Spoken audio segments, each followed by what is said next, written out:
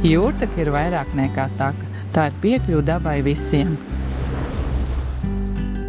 Pieejama pārģēršanās kabīne nodrošina ērtu un privātu vidi cilvēkiem ar kustību traucējumiem.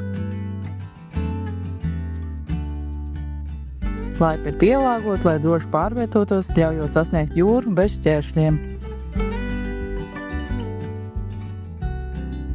Pieejama sauļošanās klājas nodrošina ērtu atpūtu arī cilvēkiem ar ierobežotām pārvietošanās iespējām. Peldošais ratiņkrēsls sniedz iespēju droši iet ūdenī un izbaudīt jūru.